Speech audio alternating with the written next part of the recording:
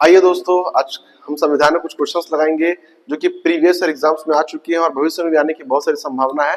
Concept के साथ इसको हल करते हैं। आइए देखते हैं सवालों को। कौन सा संविधान संशोधन भारत में असंवैधानिक घोषित किया गया है? ऑप्शन ए 96, 97, 98, 99 या उपरोक्त में से कोई नहीं। बता देता हूं, इसका आंसर होने वाला है 99। क्यों? क्योंकि इस संविधान संशोधन में जो जजों की नियुक्ति के लिए जो कोरम बनाया जाता था, जो नियुक्ति की जाती थी, उसमें कुछ संशोधन किए गए थे। लेकिन इस संशोधन के लागू होने के बाद हमारे माननीय सर्वोच्च न्यायालय ने इसे असंवैधानिक घोषित कर दिया था। आई थिंक सो याद रखेंगे, एग्जाम्स के लिए बहुत ज्यादा इंपॉर्टेंट होने वाला है। दूसरा जो हमारा सबसे संबंधित है, केंद्रीय मंत्रिपरिषद सामूहिक रूप से उत्तरदायी होता है संसद के प्रति, राष्ट्रपति के प्रति, राज्यसभा के प्रति, लोकसभा के प्रति या फिर इनमें से कोई नहीं। तो इसका ऑप्शन होगा ऑप्शन नंबर डी। जो हमारा केंद्रीय मंत्रिपरिषद होता है वो सामूहिक रूप से लोकसभा के प्रति और व्यक्तिगत रूप से राष्ट्रपति के प्रति उत्तरदायी होता है। दोस्तों अगला जो हमारा प्रश्न है, किस सूची के विषय पर राष्ट्रपति अध्यादेश जारी नहीं कर सकता है? आइए जानते हैं इसके बारे में। संघ सूची, राज्य सूची, समवर्ती सूची, राज्य सूची एवं समवर्ती सूची।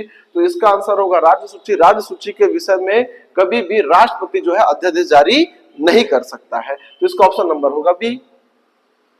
अगला प्रश्न आते हैं, लोकसभा का प्रथम सामान्य निर्वाचन किस वर्ष संपन्न हुआ? तो लोकसभा का सामान्य निर्वाचन जो है वो 1952 में संपन्न हुआ, अर्थात हमारे पास होगा 1952, ऑप्शन नंबर बी। चलिए दोस्तों आगे देखते हैं। इसमें ये सारे प्रश्न आपके नियरली पीएससी और व्यापम के एग्जाम से पूछे जाने की इसकी बहुत ज्यादा संभावना है। तो हमारे साथ बने रहिएगा, आपके लिए ऐसे बहुत सारे इंफॉर्मेटिव वीडियोस आते रहेंगे संविधान से संबंधित।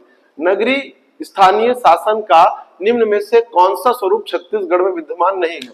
नगर निगम, नगर पालिका, नगर पंचायत और नगर समिति। बताना चाहता हूं कि इसके लिए ऑप्शन नंबर डी होगा, जो कि हमारे छत्तीसगढ़ में विद्यमान नहीं है। नगर समिति कोई व्यवस्था नहीं की गई है। अगला जो हमारा प्रश्न है, राजनीतिक शब्दावली में शून्य काल का अर्थ क्या होता है? तो ऑप्शन दिए गए कुछ यहाँ पर। ऑप्शन नंबर ए, जब संसद में कोई कार्य नहीं हो रहा हो। ऑप्शन बी, स्थगन काल। ऑप्शन सी, निलंबित प्रस्ताव। ऑप्शन डी, प्रश्न काल के ठीक बाद का समय। और ऑप्शन नंबर ई, इनमें से कोई नहीं। बताना चाहता हूं इसका ऑप्शन नंबर होगा डी, प्रश्न काल के ठीक बाद के समय को शून्य काल का समय कहा जाता है। अगला जो हमारे प्रश्न है, राष्ट्रपति के क्षमा प्रदान करने की शक्ति निम्न में से कौन सा सम्मिलित नहीं है? ऑप्शन ए प्राविलंबन, ऑप्शन बी परिहार, ऑप्शन सी विराम और ऑप्शन डी पैरोल। तो पैरोल जो है वो राष्ट्रपति के क्षमादान की शक्तियों के अंतर्गत नहीं आता है। 5 प्रकार की शक्तियां होती है राष्ट्रपति के पास क्षमादान की।